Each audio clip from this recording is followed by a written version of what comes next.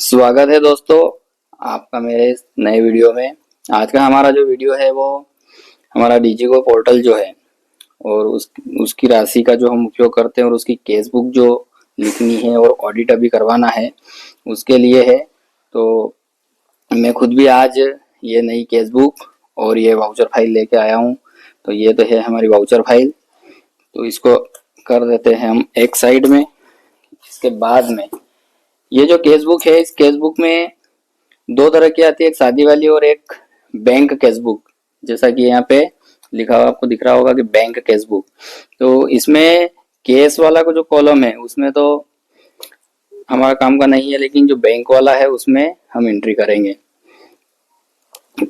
अब वीडियो चालू करने से पहले एक बात मैं बताना चाहूंगा कि ये जो वीडियो है ये मैंने अपने विवेक से, अपने हिसाब से जो मुझे अच्छा लगा उसे बनाने की कोशिश करी है। अब हमारे जो शिक्षक साथी हैं अनुभवी है और काफी अनुभव है उनको, तो सभी ने अपने अपने हिसाब से कुछ ना कुछ करा होगा।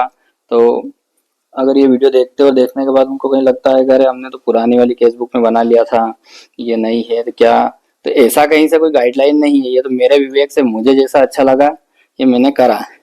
कुछ मेरे फ्रेंड वगैरह उनके कॉल भी आए थे तो इसलिए मैंने ये वीडियो बनाया है, लेकिन उनको हेल्प भी मिल जाए। तो अब हम करते हैं चालू हमारा केस बुक का वीडियो। तो जिस प्रकार से यहाँ हम देखेंगे कि केस बुक के अंदर दो पेज रहते हैं, एक आय का दूसरा व्यय का। तो ये आय वाला जो पेज है, इस पेज में हम देखेंगे कि यहाँ पर हमने 1/4/2020 प्रारंभिक शेष और आगे उसमें नील कर रखा है। क्यों? क्योंकि इसके पहले हमारा जो अकाउंट था जीरो था और शुरू में इसमें राशि आई नहीं थी।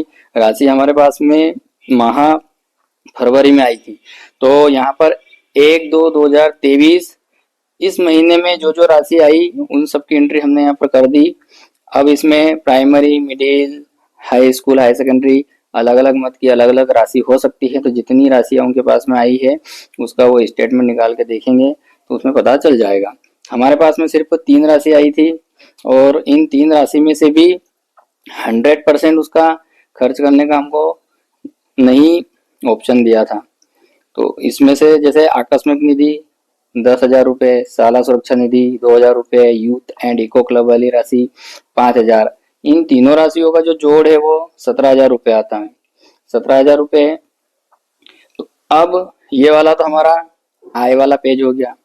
व्यय वाले पेज में जब हम गए तो हमको शुरू में पता नहीं था कि कितनी राशि कब आई है क्या है। तो इसमें तो फरवरी के माह में व्यय नील आएगा।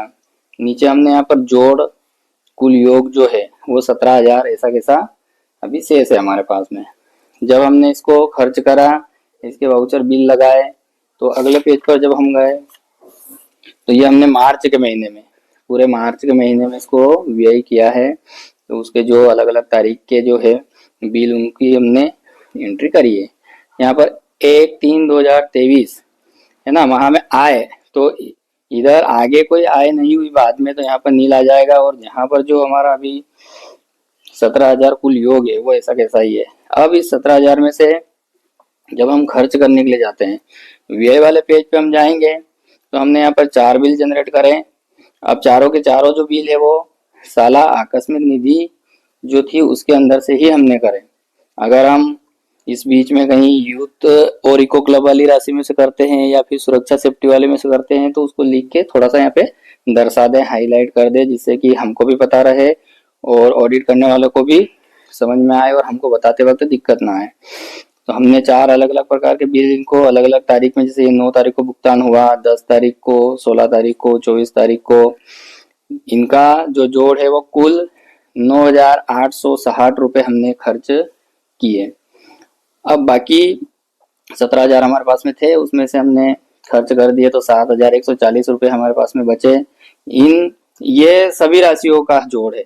अगर इनको हम अलग अलग देखेंगे विवरण के साथ में तो अब हमारे पास में साला आकस्मिक निधि की जो राशि है वो सिर्फ 140 रुपये बचते हैं। वो साला सुरक्षा के 2,000 ऐसे कैसे बाकी हैं एंड यूथ और इको क्लब वाले भी 5,000 ऐसे कैसे बाकी है। तो यहाँ तक हमने जो खर्च करा इतना ही करा था, इसके आगे हम फिर समय हो गया था और इसको राशि को खर्च नहीं कर पाए। अब 31 मार्च की स्थिति में जब हम जाते हैं, लास्ट में जब हम लिखेंगे फिर यहाँ पर देखेंगे कि 31 तारीख तक कोई और आए तो नहीं हुई। वहां पर हमारे पास में 7,140 रुपए जो बचे थे वो ऐसे कैसे यहाँ पर आ गए। फिर वीआई वाले कॉलम में इधर जाएंगे हम पेज पे, तो वीआई भी हमने कुछ नहीं करा, तो जो राशि हमारे पास में थी ऐसी कैसी वो शेष बची हुई है। हमने यहाँ पर रिमार्क लगा के लिख दिया कि 31 मार्च 2023 की स्थिति में शेष राशि मदवार ऑनलाइन पोर्टल पर लैप्स हो गई है, जो कि सभी को पता है कि फिर 31 मार्च के बाद में वो राशि वहां से लैप्स हो गई अगर हमने उसका खर्च नहीं किया है तो इस प्रकार से ये 2 पेज की हमारी जो केस बुक है सत्र 2022 और 23 की है, इसको आसानी से अच्छे से हम लिख सकते हैं। उसके लिए हमको जरूरी है कि जब हमने इसके बिल जनरेट करे थे, फिर इनका पेमेंट भुगतान हुआ, इनके यूटीआर नंबर, कौन सी राशि कब कब आई थी, कितनी हमको खर्च करनी थी, वो सब चीजें हमारे पास में होनी चाहिए। अगर वो नहीं है तो इस वीडियो के आगे हम एक वीडियो क्लिप चलाएंगे जिसमें कि हमने डीजीको पोर्टल पर लॉगिन करके किस प्रकार से हम अलग अलग जानकारी कि कितनी राशि जारी हुई थी, कितनी खर्च करनी है और कितनी हमने खर्च करी और कितनी शेष बची, ये सब चीजें वहां पे हमको मिल जाएंगे। सारे बिल हमको वहां से मिल जाएंगे, तो वहां से हम कैसे डाउनलोड कर सकते हैं और फिर केस बुक को आराम से बैठ के लिख सकते हैं। तो आगे का वीडियो आप अंत तक देखिए। तो आशा करते हैं ये हमारा वीडियो आपकी बहुत हेल्प करेगा, और हमारा वीडियो अगर अच्छा लगे तो इसे लाइक करें और चैनल को सब्सक्राइब करें। Thank you.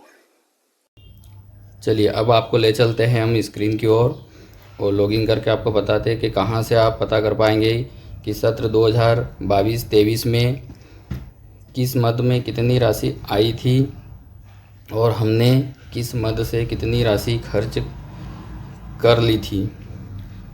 तो हम जाते हैं हमारे ब्राउज़र पर और यहाँ पर हमारा लॉगिन का ऑप्शन आ जाएगा। हमारे यूज़र नेम और पासवर्ड दर्ज करेंगे, हम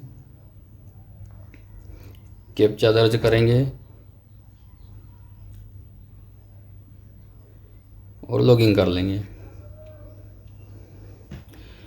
लॉगिन करने के बाद में हमारा जो होम पेज आएगा उस पर वर्तमान जो सत्र हमारा चल रहा है उसकी पूरी जानकारी बताएंगे।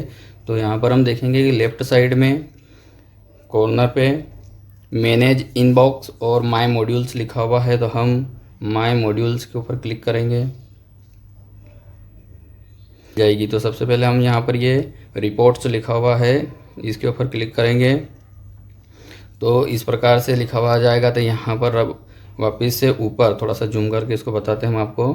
यहाँ पे लिखा हुआ है माय मॉड्यूल्स और ये एक एरो का चिन्ह ब्लू कलर में छोटा सा बना हुआ है, इसके ऊपर क्लिक करेंगे। इसके ऊपर क्लिक करने के बाद में यहाँ पे इस तरह से अलग अलग चीज़ें आ जाएगी। तो यहाँ रिपोर्ट्स में लिखा हुआ है कि मॉड्यूल फर्स्ट रिपोर्ट, इसके ऊपर हम क्लिक करेंगे और एक बार फिर से उसी एरो के ऊपर हम क्लिक करेंगे। तो यहाँ पर